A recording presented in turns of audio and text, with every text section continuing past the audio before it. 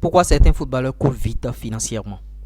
Je vous prie de suivre cette vidéo du début jusqu'à la fin afin de savoir ce qui vous attend, le piège dans lequel vous êtes en train de vous engouffrer. Si tu es un jeune footballeur, tu es en train de suivre cette vidéo-là, il faut savoir que tu es sur le chemin pour pouvoir venir à cette étape-là. Si tu ne suis pas cette vidéo, si tu ne pratiques pas, bien sûr, ce que je vais te dire, si tu ne mets pas en application mes conseils que je vais te donner ici, le danger est là. Donc, ici, on conseille les footballeurs ou tout autre acteur intervenant dans ce secteur. Vous partagez cette thématique, vous savez ce que vous avez à faire. Likez, partagez, abonnez-vous à la chaîne et on va commencer tout de suite. Les footballeurs déjà, dès leur jeune carrière, ils commencent déjà, bon, vous voyez, toute la famille a les yeux rivés sur eux, c'est-à-dire, on dit, bon, c'est le Messi de la famille, le Messi en griffe, c'est pas Lionel Messi, le Messi, c'est-à-dire, celui qui va nourrir toute la famille, celui qui va ramasser des millions, celui qui va gagner beaucoup d'argent, tout en étant au centre de formation, certains bénéficient, bien sûr, d'un contrat aspirant professionnel et tout, ils gagnent déjà leur vie à travers les 800 euros, 900 euros et 1000 euros.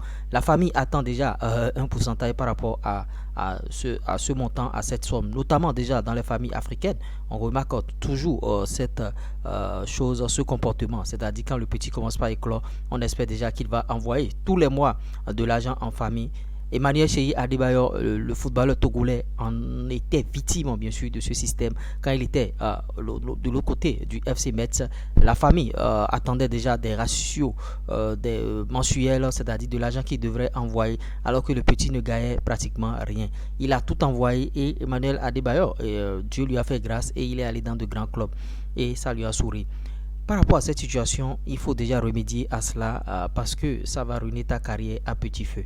L'autre chose qu'on remarque souvent, c'est que le footballeur, dès qu'il signe son premier contrat professionnel, dès qu'il a son permis de conduire en France et tout, il va se taper une voiture, c'est-à-dire des Ferrari qui coûtent très très cher parce qu'il est peut-être à 25 000 euros le mois. Il se dit déjà que bon, j'ai déjà une vie de rêve, j'ai déjà ce que je veux, donc je peux dépenser à tous azimuts comme ce que je veux.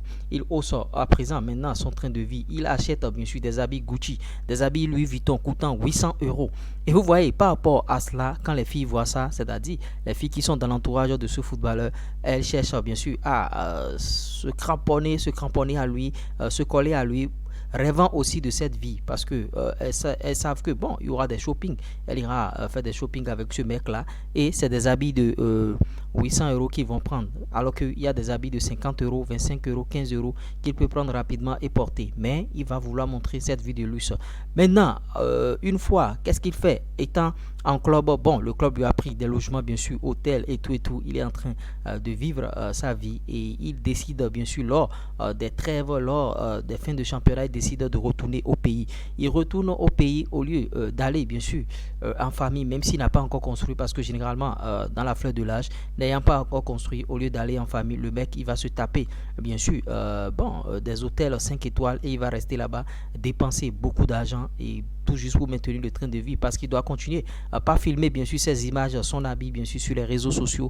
Il ne pourra pas bien sûr filmer dans le cocon familial et tout. Donc il monte bien sûr son niveau de vie tout juste pour plaire aux autres, tout juste pour être beau aux yeux des gens. Il vit au fait pour les autres et c'est cette situation, c'est ce comportement qui pousse beaucoup de footballeurs à rentrer bien sûr dans des dérives et à se ruiner pratiquement. Il n'a plus rien. Bon, peut-être que la carrière a pris un coup à une certaine période, il ne joue plus au haut niveau, ses performances ont baissé et il a commencé par jouer dans un club de 3e division, 4e division, 5e division. Donc en ayant toujours à cœur de maintenir le même train de vie, le mec il continue alors que ce en le faisant, il est en train bien sûr de se ruiner, de se noyer complètement. Et vous voyez, c'est des fins de carrière très très difficiles. Il n'a pas eu le temps bien sûr de préparer sa retraite et après on le voit commencer par demander SOS parce que au passage frappé d'une grave maladie parce que il n'a pas eu une bonne hygiène de vie. Vous voyez, tout est chronologique. Quand il était jeune, il n'avait pas une bonne hygiène de vie,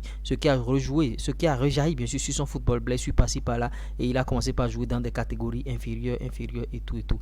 Maintenant, quand il va vouloir terminer sa carrière retraite et tout, les maladies vont commencer par l'attaquer et il n'a pas les moyens bien sûr pour se soigner, demandant des SOS par-ci par-là. Voilà comment ces gens de footballeurs finissent parce que il n'a pas préparé sa carrière, il n'a pas préparé sa retraite et il a mené une vie bien sûr, bon en tout cas de tout ce que vous voulez, et alcool, cigare, par-ci par-là. Il y a aussi la famille qui est rentrée dedans, et il a aussi vécu pour les autres. Il faut montrer que bon, c'est toi, c'est toi.